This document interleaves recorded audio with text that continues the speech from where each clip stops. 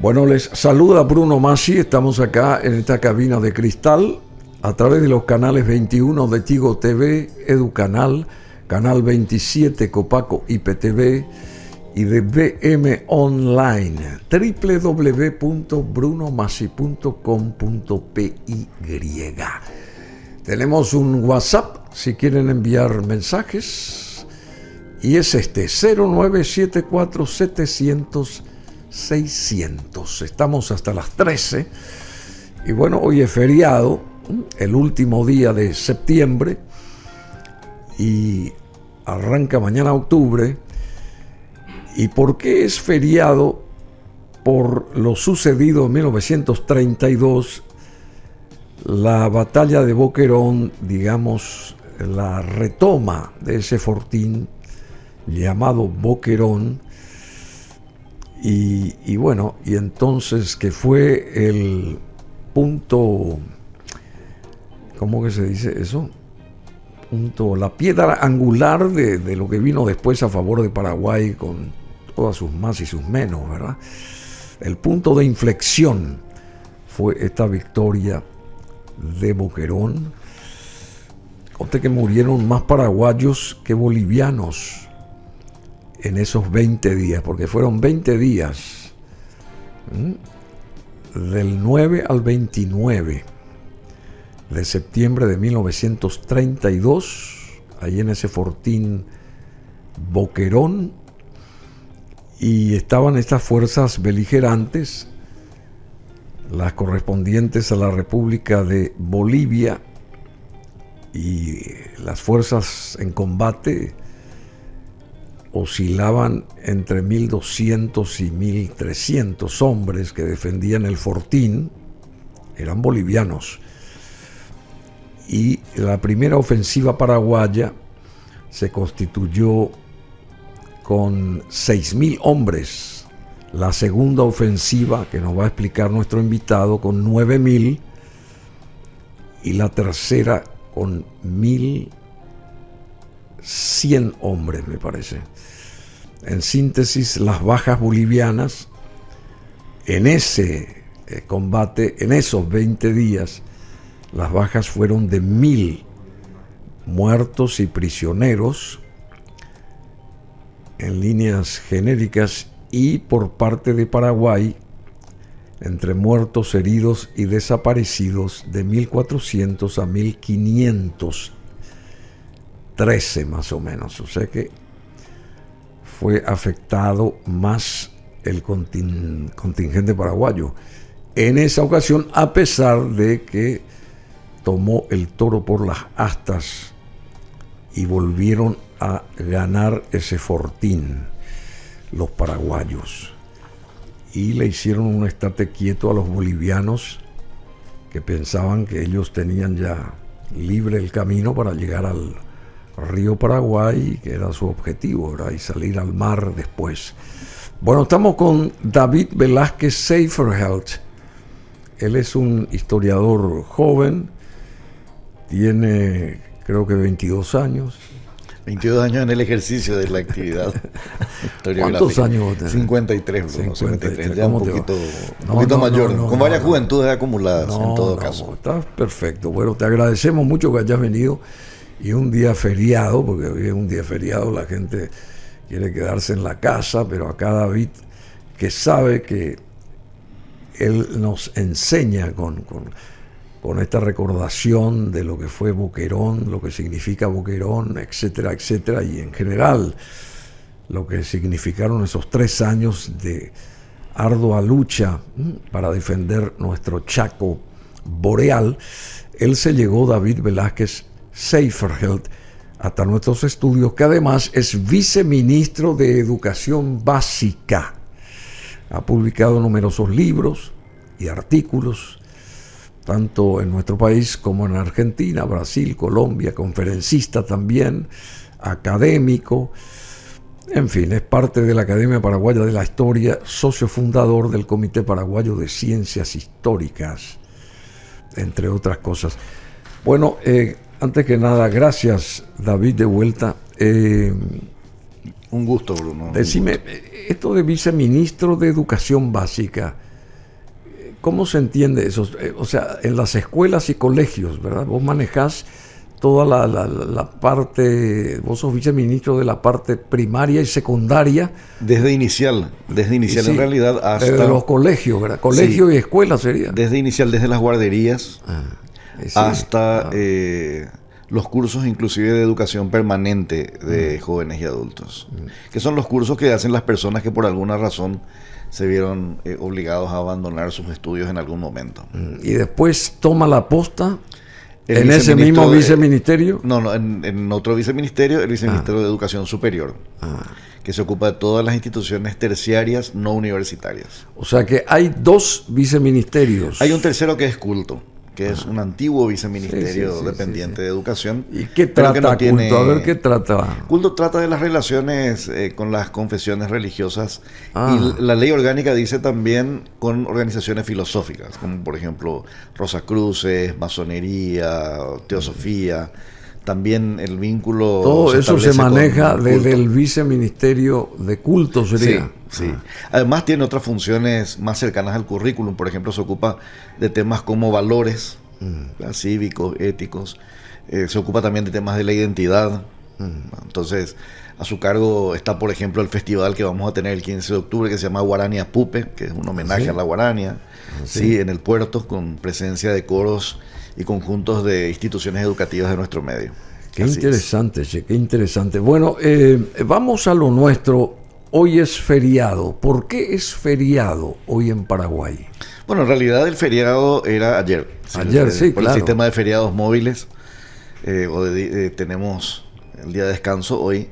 Pero el día de ayer se conmemoró un aniversario más de la batalla de Boquerón, que como decías al presentar el tema, Bruno, fue un punto de inflexión en el conflicto con Bolivia, y visto en retrospectiva es un punto determinante respecto de lo que fue el Paraguay militarmente, socialmente incluso, frente a este desafío de la guerra con la hermana nación boliviana. Decime, se retoma el Fortín. ¿Qué quiere decir eso, se retoma? Porque antes el Fortín Boquerón era de Paraguay, obviamente, ¿verdad? Sí.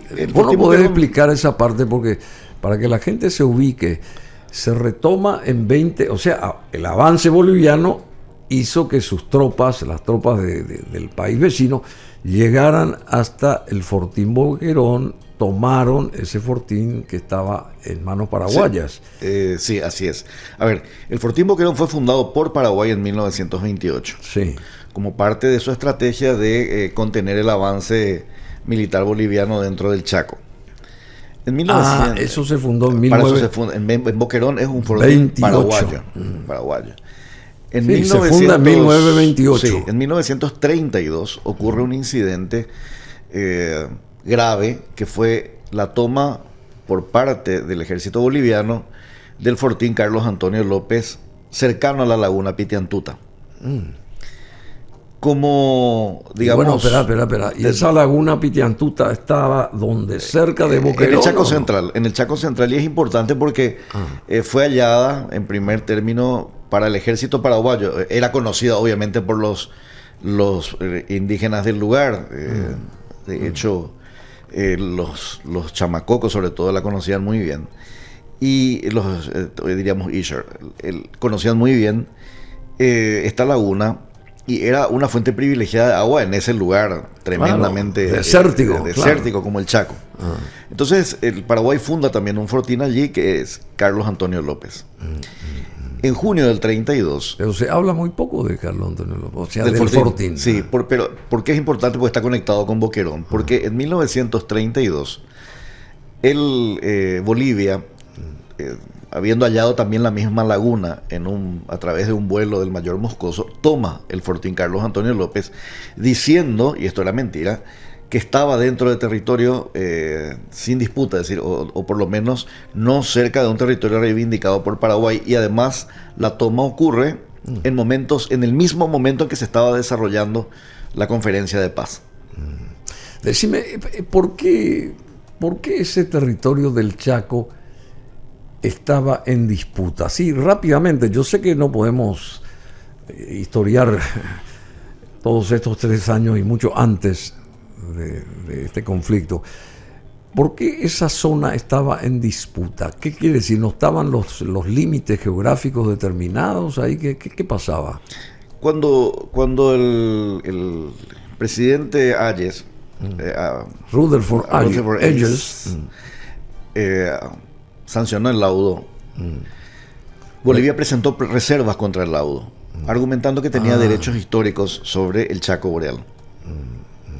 De hecho, si uno mira la literatura boliviana y otras expresiones materiales como las estampillas, uno ve que en un momento dado en que se acelera, digamos, la pretensión de Bolivia sobre el Chaco, el mapa boliviano aparece con todo el Chaco incorporado hasta Asunción, en el Pilcomayo, ¿sí? Exacto. Inclusive los libros escolares. ¿Qué nivel? Inclusive los libros Ellos escolares. Enseñaban eso. Claro, eso se enseñaba en las escuelas. Y entonces Bolivia argumentaba títulos basados en la afiliación de la audiencia de Charcas con el territorio chaqueño, mientras Paraguay argumentaba cuestiones desde la fundación de Asunción, cuestiones administrativas, pero sobre todo que Paraguay había sido el verdadero ocupante de ese territorio. ¿Y se basaba en qué Paraguay para decir eso? Por ejemplo, en la fundación de la reducción Melodía, que fue fundada por el padre Amancio González, en la innumerable cantidad de expediciones que habían partido desde Asunción hacia el Chaco, y ya en el siglo XX en la fundación de fortines paraguayos, en las márgenes del río Paraguay, en la ocupación del Chaco mediante la industrialización con el tanino, en la creación inclusive de escuelas en estas mismas localidades ribereñas. Y para ratificar este dominio también incorpora a los menonitas como colonos del Chaco Central. Claro. Entonces, desde el 1917 sobre todo se acelera la polémica de lo que se llamaban los títulos históricos sobre el Chaco. Bueno, esa fue una gran obra de Eligio Ayala, la incorporación de los comienza con las gestiones de Manuel Góndora, siendo ministro plenipotenciario en Estados Unidos. ¿Ah, sí? Sí, y la llegada se produce en momentos en que ejercía la presidencia Eligio Ayala. Pero volviendo digamos al origen de la batalla, porque y por eso, Paraguay se levanta. Porque estaban ahí los paraguayos, entonces Paraguay sale y dice, no, nosotros teníamos... Es nuestro. Paraguay se levanta de las negociaciones ese mismo día de la toma de Carlos Antonio López. Y alegando esto. Claro, alegando que era una toma que violentaba el mismo espíritu de la conferencia. Estaban hablando de paz y se produce la toma. Un mes después, Paraguay retoma el fortín Carlos Antonio López. Retoma el fortín. También estaba en manos de bolivianos. Claro, había caído el fortín, por eso Paraguay se levanta de la conferencia, pero un mes después vuelve a ocupar el fortín. Y en represalia, Bolivia ocupa Boquerón, Toledo y Corrales. En represalia. Ahora entiendo, sí. O sea, el primer objetivo fue el fortín Carlos Antonio López. Claro, porque era la fuente de la aguada de la laguna. Por parte de Bolivia. Claro. Y la cercanía de los tres fortines. Tenían ahí el agua, pues, sí. Entonces, cuando esto ocurre, Bolivia desconocía, su servicio de inteligencia no había sido fino en mostrar cuál era la capacidad real de movilización de Paraguay. Entonces, pero ellos tenían mayor ejército. Sí, pero poco profesional.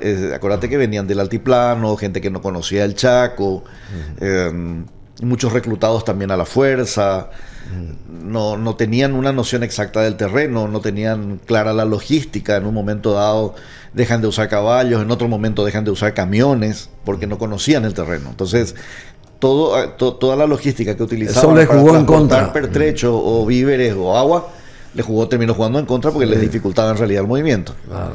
Entonces, así es que Paraguay plantea la retoma de Boquerón como parte de ocupar una zona estratégica que incluía Boquerón y los fortines cercanos, Ramírez, Yujra, Lara y Castillo, creo que son los 4 fortines cercanos. Por eso cuando uno dice Boquerón tenía Boquerón sí, pero además tenía estos fortines cercanos que de alguna manera actuaban como barrera contra la incursión paraguaya. Yugra es... Yucra o Yujra, como dicen algunos. Pero es un fortín fundado por bolivianos. Los bolivianos. Claro. Son fortines fundados para, digamos, rodear Boquerón, para evitar el paso posible de las tropas. Sin embargo, subestimaron el poder real del ejército paraguayo, e incluso cuando mencionabas las cifras de este primer ataque con casi 5.000 efectivos. O 6.000, dice acá. Sí, los bolivianos suponían que no eran más de 2.000. Ah, sí. O sea, tenían muy mal manejo de la información del ejército. O sea, ya 6.000 versus 1.200. En Boquerón, pero después estaban destacamentos en Yujra, en Castillo, en Lara y en Ramírez. No eran solamente esos 1.000 defensores. Sí, entiendo, 1.200, sí. Claro, no eran los eran únicos más defensores, claro. Ahora, ¿por qué fue tan importante Boquerón? Porque, primero, el ejército paraguayo estaba al mando de un oficial no de alta graduación, era el teniente coronel José Félix Estigarribia. Habiendo generales en el ejército, Eusebio Ayala se juega su prestigio por el teniente coronel Estigarribia. Segundo, la tesis de Estigarribia era defender el Chaco en el centro del Chaco, y había una tesis entre los generales del ejército de defender el Chaco desde el río Paraguay. ¿Y triunfó cuál de ellas? Y con la victoria de Boquerón, de alguna manera triunfa la tesis de Estigarribia. Sí. De que era conveniente defender el Chaco adentro, no tan en las márgenes del río Paraguay, no tan cerca del río Paraguay. Sí. Entonces se jugaban todas estas variables en la batalla de Boquerón. Y por otro lado, hablábamos del alto número de bajas paraguayas. Esas bajas paraguayas en número masivo fueron sobre todo los primeros ataques que fueron frontales contra Boquerón. Y Boquerón estaba muy bien defendido.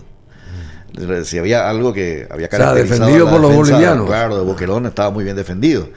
Y el ataque frontal causó muchísimas bajas entre los primeros atacantes paraguayos, hasta que Estigarribia optó por una estrategia de rodear, cercar el fortín, sitiar el fortín. Rodearles, cortar estas líneas de comunicación con los 4 otros fortines, destruir lo que tenían los otros fortines. Como hizo César en las Galias. Y probablemente sí. Más o menos, salvando las distancias. Sí. De la cantidad de ejército. No es mi especialidad de historia militar, pero conozco por lo menos esta cuestión digamos, de Boquerón.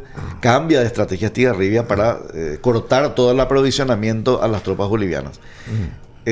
Con el tiempo, el 9 de septiembre, cuando comienza efectivamente el cerco, se van cortando todas las líneas de comunicación con los fortines cercanos. Y por ende los víveres. Claro, impiden que lleguen nuevos refuerzos. Claro. Hasta allí los paraguayos poco a poco van impidiendo la llegada de refuerzos, de víveres, de agua, sobre todo de agua.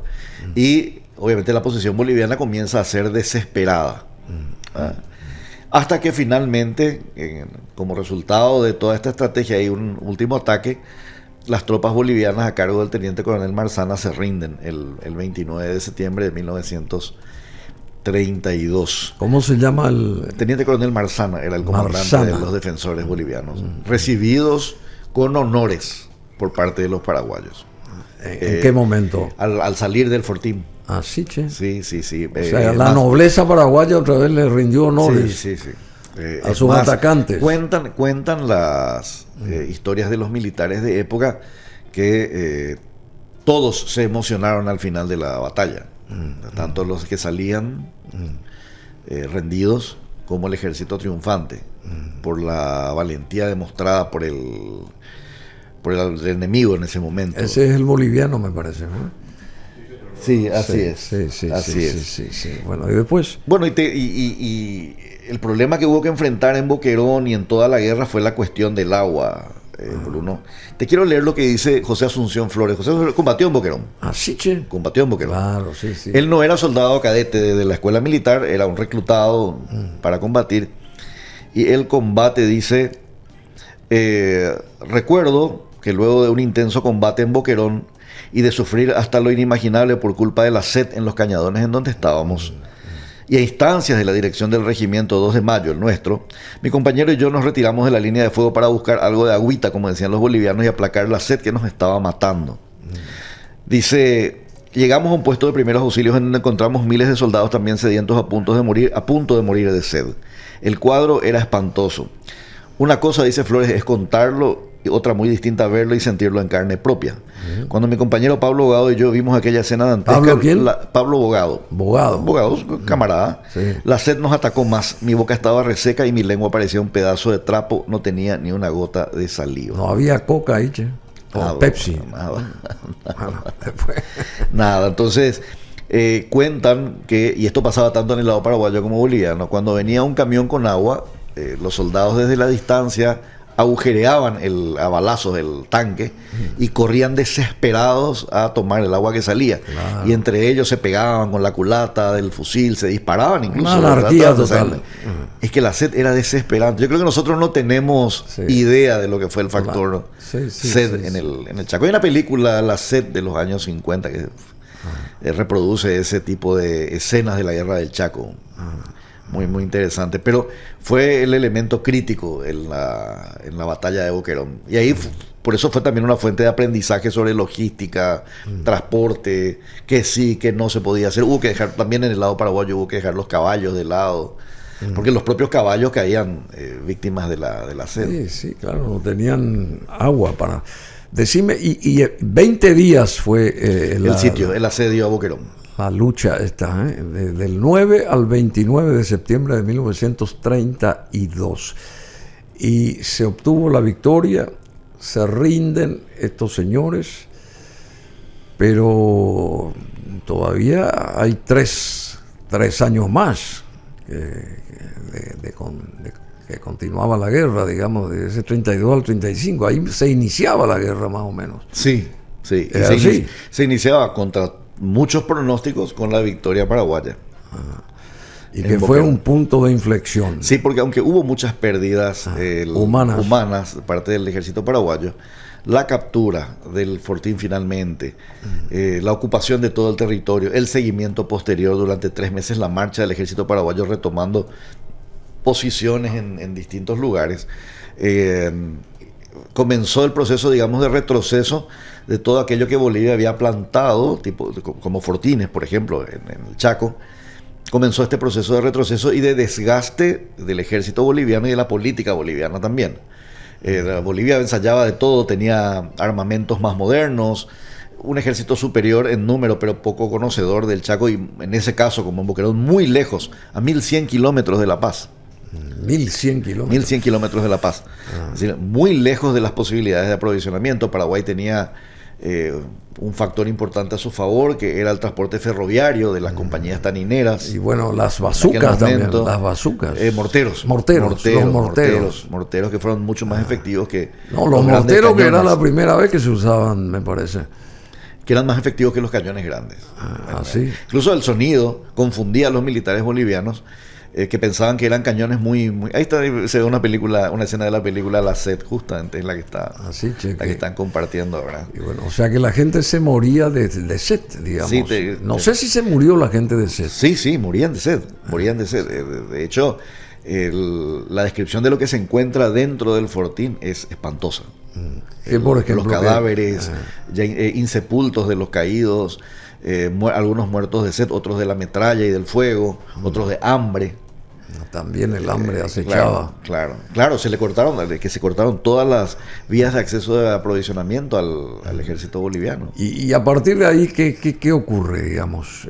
O sea, se retira el ejército boliviano hacia Arce, que era una zona más o menos fortificada, y después de perder todo este frente de fortines. ¿Y Paraguay qué hace? ¿Se instala ahí, se queda ahí o avanza? No, comienza el avance de las tropas paraguayas. Lo que pasa es que Bolivia, según los propios historiadores militares bolivianos, había jugado muy mal estas primeras cartas de ofensiva. Había jugado lejos de sus posiciones de abastecimiento. O sea, ellos pensaban que iban a ganar la guerra. Que Paraguay no significaba nada para ellos. Subestimando posiblemente al ejército paraguayo, o con muy mala información de inteligencia, porque sorprendió ver tantos efectivos paraguayos. Quiere decir que la movilización se había hecho realmente de manera muy acelerada en el Paraguay. ¿Y cuál fue el factor determinante para la victoria de Boquerón, digamos? O sea, y en líneas genéricas, para la victoria de la guerra, tenían un ejército superior, inclusive estaba este alemán o varios alemanes el general Kunt, que manejaba más o menos el ejército, la estrategia técnica del ejército de Bolivia, tenían armamentos, por lo menos algunos más sofisticados que lo que poseía el ejército paraguayo. ¿Y cuál fue el factor determinante? Digamos, el patriotismo, las ganas de defender nuestro territorio, nuestra patria, ¿qué habrán analizado ustedes, digamos, y ellos también? Porque ellos también habrán analizado qué pasó, por qué perdieron la guerra y por qué Paraguay ganó la guerra. Reitero, sin ser un especialista a fondo, digamos, del tema, Sí. sé que Bolivia, por ejemplo, al momento de Boquerón no tenía un mando unificado de tropa. Paraguay sí tenía. Sí. Las decisiones sobre Boquerón descansaban en el general Osorio, el general Peñaranda, Peña, el propio Salamanca. No había un sentido. Eran 3, 4 cabezas. Quintanilla. Eran casi 5 4 o 5 cabezas. cabezas discutiendo y cruzando mensajes, es decir, mensajes contradictorios incluso entre sí. Claro. Y lo segundo creo que fue decisivo, así visto en retrospectiva, este cambio de estrategia de evitar el ataque frontal y rodear y cercar el fortín y cortar las vías de abastecimiento con estos otros puestos, las vías de contacto con estos otros puestos que eran los 4 fortines del arco que rodeaba a Boquerón. Entonces, creo que eso cambió el destino de la batalla y a la postre, ciertamente se destaca este componente de actitud que estás mencionando, Bruno, pero claramente hay un elemento de inteligencia de Estigarribia y de sus comandantes que también jugó esta suma de patriotismo y de inteligencia. Me parece que y el ordenamiento, porque eso se registraba desde el vamos de las tropas de acá, del Estadio Sajonia hasta el centro del Chaco, por ejemplo. Sí, hubo ventajas de logística como el uso del tren, las propias cañoneras que, si bien es cierto, no intervinieron en combate propiamente. Sí, pero transportaron claro, a todo el ejército. Claro, o si no, ¿cómo se iba a hacer? Por eso digo cuestiones de logística y de transporte que al final fueron favorables a... No, y fueron muy inteligentes porque las cañoneras surcaban hacia el norte, porque perfectamente podían hacer el cruce nomás acá en Asunción hasta Villa Halle, por ejemplo. Pero eso iba a hacer que el ejército caminara no sé cuánto. No había ruta tras Chaco. Claro. En cambio persiguieron el tren, el ferrocarril. Claro, había que ir hasta Punta Riel. Claro. Y de ahí con picadas. O sea que fue una cuestión muy inteligente. Por eso digo, no solamente fue la actitud, indudablemente la actitud hizo lo suyo en Irendagüe, por ejemplo, con la actitud del general Garay, el coronel Garay. A ver, contá esa parte. En Irendagüe, cuando se produce la famosa caminata de 80 kilómetros de todas las tropas de Garay hasta capturar la fuente de agua. Pero digo, aparte de eso, bueno, pero vos hay sabés, una cuestión de inteligencia. Vos sabés, yo quiero clave. saber y la audiencia quiere saber. Y es momento de recordar así rápidamente nomás esa parte. Déjame ver a memorar Irendagüe. Había que tomar otra fuente de agua, que era lo que hoy es el acuífero de Irendagüe que conocemos hasta hoy. Entonces Garay arenga a sus tropas, ya siendo un hombre de 80 años. Así, 80 años. Hermano de Blas Garay. Hermano de Blas Garay. Y arenga a la tropa y hacen esta caminata que nadie esperaba, esta travesía que nadie esperaba. Sorprenden a la guarnición boliviana, la derrotan en combate y capturan una fuente estratégica de agua también, de es decir, agua, de lo más importante que se necesitaba en el Chaco. El líquido vital para que sigan ahí con vida a todos. Por eso digo, hay un diferencial a veces de la actitud, pero hay un diferencial también de inteligencia, de logística, de lo que estabas diciendo, de cierto orden, de disciplina en la... Claro, disciplina, orden, una cabeza. No solo en el ejército. Mi último libro, el que publiqué hace poco, Bruno, trata sobre, por ejemplo, el papel que las escuelas jugaron durante la Guerra del Chaco. También es importante. Produciendo alimentos para el ejército, ropas para el ejército, algunos insumos para el ejército. Y también las enfermeras del Chaco. Claro, el servicio de salud que se organizó a toda velocidad, un país sin facultad de enfermería en aquel momento, organiza de la mano de María Victoria Candia muy rápidamente un servicio de enfermería, al que se suman obviamente las médicas, Georgina Dávalos, que ya era la tercera, Alfreda Palacios, que ayudan a organizar este servicio, pero no existía en el país infraestructura como medicina o salud de guerra. hubo que hacer todo a velocidad. Acordate, Bruno, que la revolución del 22-23 destruyó el parque militar paraguayo, casi por completo. Entonces el rearme tuvo que ser acelerado. Eso fue en 1922-23. La revolución del 22. Sí, el enfrentamiento fue tan violento que entre liberales. Claro, que el ejército quedó casi completamente destruido. Entonces, desde el 24 ya se sabía que la solución con Bolivia muy probablemente iba a pasar por la guerra, y comienza este acelerado proceso de rearme que todos conocemos. Pero muy inteligente fue eso, muy inteligente. Sí, y sacrificado, porque para comprar armamento sin endeudarse hubo que dejar de hacer inversiones. Por ejemplo, terminó la cooperación o se cortó la cooperación con la Fundación Rockefeller para combatir la anquilostomiasis. Hubo que dejar de construir el sistema de alcantarillado de Asunción. El intendente Valario se quedó sin dinero para construir el desagüe de la ciudad, el desagüe cloacal de la ciudad. O sea, hubo que remangarse y decir, esto no, esto sí. Pero se pensaba, pues. Claro, se pensaba. Lo que digo, Bruno, no es tan lineal todo. Hubo que hacer grandes sacrificios para la guerra. Y eso hubiéramos hecho con Itaipú en estos 50 años, en los últimos 40 más o menos. Hubiéramos hecho ya anticipado lo que iba a pasar después, como ahora que no sabemos qué hacer. No, es otra cosa, pero más o menos la misma historia, ¿verdad? Nadie estudió ese... Hubo también una cuestión importante. Acordate que después de la crisis del 23 de octubre del 31, cuando los partidos, el Partido Colorado básicamente se retira del proceso político paraguayo, igual los colorados aceptan, digamos, el mando unificado, la conducción centralizada. Claro, porque eran paraguayos patriotas, todos. Las críticas a la guerra. Claro, ¿sí? Paraguayos patriotas eran. Terminada la guerra, sin embargo, inmediatamente terminada la guerra, vuelven las diferencias y en el 36 se produce el golpe contra Eusebio Ayala, el presidente de la Victoria. Sí. El único caso que seguramente al presidente de la Victoria y al mariscal, a la cabeza del ejército vencedor, se los mete preso y se los envía fuera del país. La guerra del Chaco congeló los conflictos internos. Todo el mundo dijo, bueno, esto es superior a nuestras diferencias. En vez de levantar monumentos a estos señores. Pero termina la guerra y vuelven estas diferencias que se habían ido acumulando en los años previos hasta el 32. Ya sé, pero lo mismo, fue un pecado eso, pero nosotros no vamos a arreglar esa parte. Bueno, yo te agradezco. Y hoy, ¿cómo está nuestro Chaco? Y se suele decir también, y con esto cierro ya, y no te molesto ni atosigo más. No, ninguna molestia. Querido David Velázquez, Safer Health,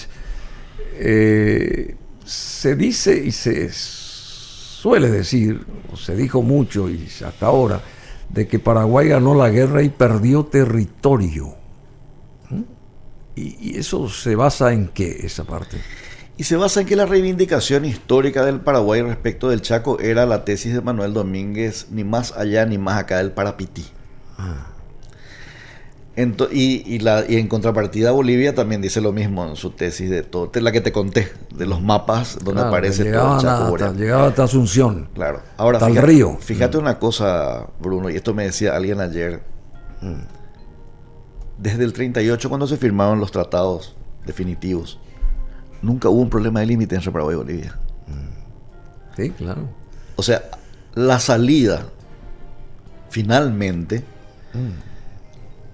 evaluándola desde la distancia, no es como temas de límites entre otros países que permanentemente se mueven.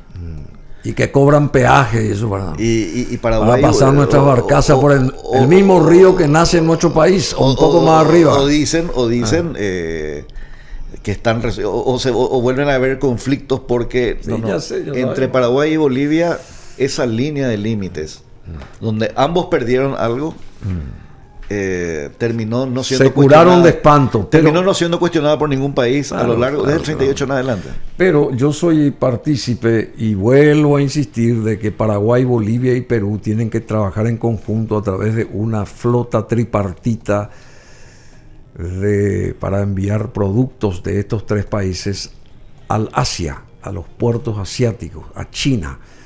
Y hay una localidad, un puerto peruano, que está en boga ahora, que se está terminando justamente con esa finalidad, y ahí debe de instalarse una ¿cómo se llama? Una tripartita, ¿cómo se dice eso?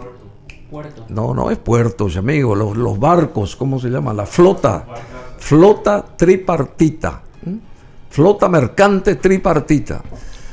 Esa es la idea, porque esta bioceánica, que es muy buena, que ya se está concluyendo, nos fuerza a pasar por Argentina otra vez, para ir a Chile a salir al mar. ¿Qué pasa si hacemos un camino directo? Yo no sé si recordás en los 90, 91. Hubo un grupo conjunto de abogados de muy alto nivel, tanto de Paraguay como de Bolivia, que llegaron a proponer una federación paraguayo-boliviana en el centro de Sudamérica, con todo el mineral boliviano y toda la riqueza productiva del Paraguay. Y son dos países mediterráneos, tienen que ayudarse. Y decían ellos, porque tienen sus no mismos... pensar en una federación. Filmaron un manifiesto incluso, no tuvo mucha difusión pública, pero como es interesante ver estos pedacitos de historia que no son conocidos, no era gente desconocida la que propuso, te digo, en la línea de lo que estás diciendo, tener una gran república en el centro de Sudamérica con la capacidad de los recursos naturales, hidroeléctricas y ríos y agua del Paraguay y el metal de Bolivia. Bueno, querido David Velázquez, muchísimas gracias. Saludos a los padres. Agradecido. Al querido Mario y a tu señora. A mi madre Raquel. Raquel Seiferheld. No, ella es Raquel. Lili es la que falleció. Sí. Ella es Raquel Riego. Raquel Riego de Velázquez. Así es, segunda madre. Pero vos la tenés en cuenta, tu sí, segunda claro, madre. Desde los 9 años. Y bueno, se portó como una madre de las Raquel mejores. Riego. De las mejores. De las mejores, sí. Siempre. Excelente persona. Ambos. Gracias Bruno. Y vos también, por supuesto. Y lamentablemente Paraguay volvió a caer, cambiando de tema, en este mundial de futsal en una localidad ya que me cuesta mucho pronunciar, que tampoco la tengo escrita ahí, pero a ver si me averiguan rápidamente. En Uzbekistán. ¿Dónde queda eso? Es una de las antiguas repúblicas soviéticas del Asia Central. Sí. Y bueno, ahí se organizó, sigue ahí este mundial de futsal y cayó la selección paraguaya por 2-1 frente a Francia. Y así quedó fuera del mundial de futsal FIFA Paraguay. Y bueno, lamentamos también el 3-0 que le pegó este equipo contrario a Cerro Porteño, ¿verdad? ¿Sabes por qué se llama 2 de mayo el club? A ver, por el regimiento 2 de mayo de la Guerra del Chaco. Y su estadio se llama Parapití, porque el regimiento 2 de mayo estaba integrado por gente de esa zona mayoritariamente y fueron los primeros en llegar a la laguna Parapití. Sí. O sea, el nombre, de alguna manera se merecían, digamos, la victoria de ayer, porque era Boquerón y tenía que ganar el club que homenajea al regimiento 2 de mayo y juega en el estadio Parapití. Conste que ayer jugué visitante, claro, y nos paseó, pero bueno, ¿qué vamos a hacer? Sí. Pero su nombre está ligado a la Guerra del Chaco. Así como el de Financiera Parapití S.A., el factor humano. ¿Recordás?